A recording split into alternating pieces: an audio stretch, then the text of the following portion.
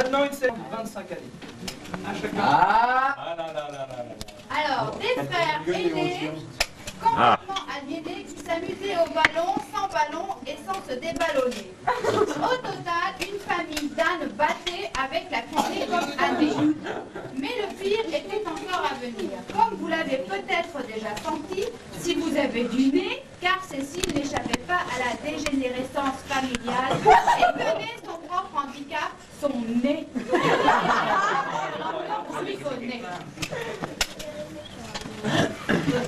Un excès pour le diminuer par des voies détournées et ésotériques avait pu lui sembler à Ivoine, mais l'habit sur un nez ne fait pas la magicienne.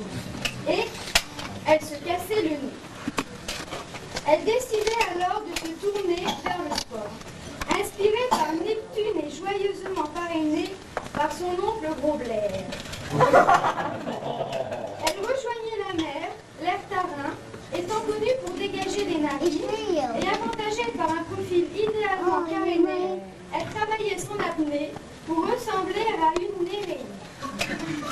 Elle s'imaginait à l'époque épice de la navire à voile, sur la pinette, pendant une bataille nasale, attendait l'ordre d'empanner son spinnaker pour espéronner le navire ennemi.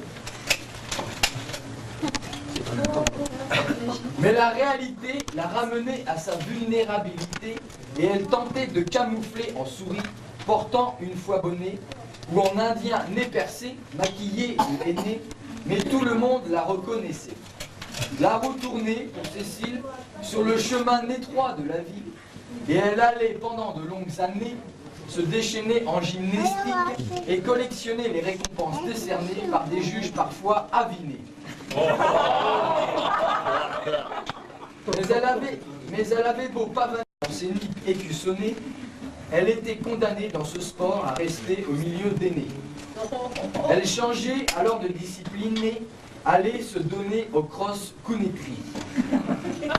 Déterminée, elle se battait comme une forcenée dans un style refrogné mais compétitif pour dominer ses adversaires, qui étaient en tête inéluctablement amenés à s'incliner. Et comme Cécile aime à combiner les difficultés, elle allait jalonner sa course de haie. Elle suivait un entraînement en fractionné ou contre le chronomètre et se perfectionnait rapidement pour être sélectionnée en finale européenne. Finale où elle allait cartonner et qu'elle gagnait les doigts dans le nez. Elle trônait sur le podium, connaissant enfin la célérité et lorgnait même les Jeux Olympiques.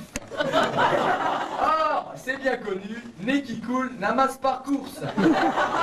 Et quand la course s'est corsée et que l'or s'est cassé, dans le sport Cécile amorcé, un virage forcé vers l'enseignement à Orsay.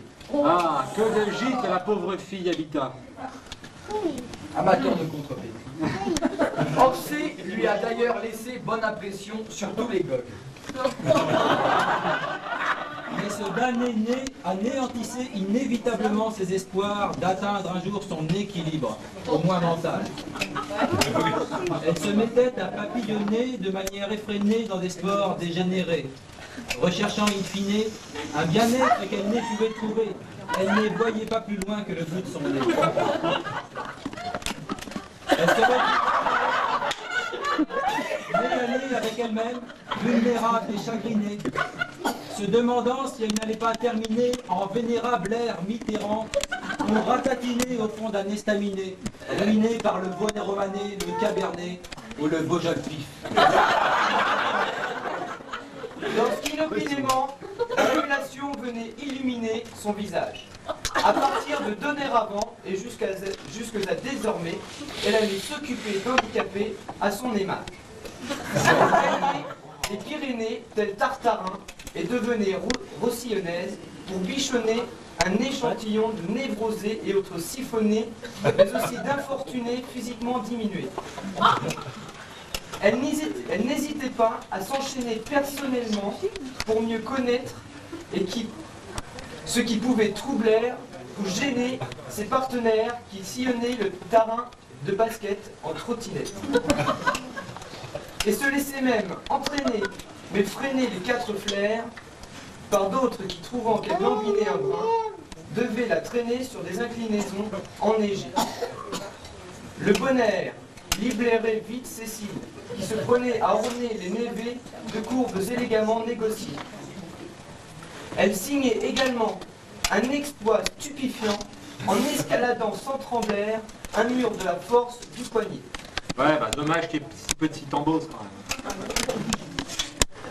Bref, cette stabilité retrouvée lui permettait de goûter des plaisirs simples, comme se revitaminer sous la chaleur rayonnée par le soleil, frissonner sous la caresse d'un vent oxygéné accompagné d'un partenaire de jeu débonnaire, ou bien taquiner le poisson à cuisiner au quenelle safranée pour le dîner, sur un feu allumé à l'ancienne et le cachetin tiré, le nectar lacté des nénés Wilson.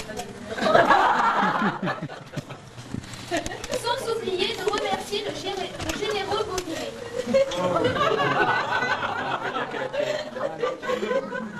C'est à cette époque que Cécile connaissait l'amour sans avoir à tapiner ou aller à tourner manège, et rien ne parvenait à la troubler autant que son inné qu'elle câlinait à longueur de journée.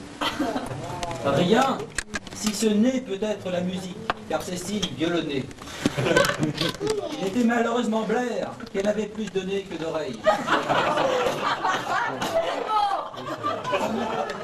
Son itinéraire, amour pour les handicapés et pour les animaux, devait la ramener vers sa famille.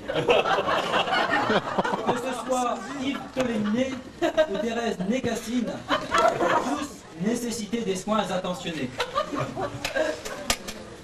Ce n'était d'ailleurs pas une sinécure quand elle soutenait avec énergie ses frères sénescents, ou quand elle tentait de ramener à un monde plus rationnel son frère qui s'imaginait oiseau au ciné. C'est pourtant son frère qui avait eu le nez creux en dénichant Charles, oiseau rare à la fois âne, à l'imaginaire déchaîné, et même parfois complètement sonné. Mais surtout, affligé d'un handicap entre tous, il était belge, ce qui lui avait permis de mettre Cécile en boîte, ce qu'il adore faire. Et voici, elle arrivée à la fin de l'histoire avec cette rencontre placée sous le signe de la folie, et au début d'une autre histoire commune que nous vous souhaitons, Cécile et Charles, aussi riche que possible.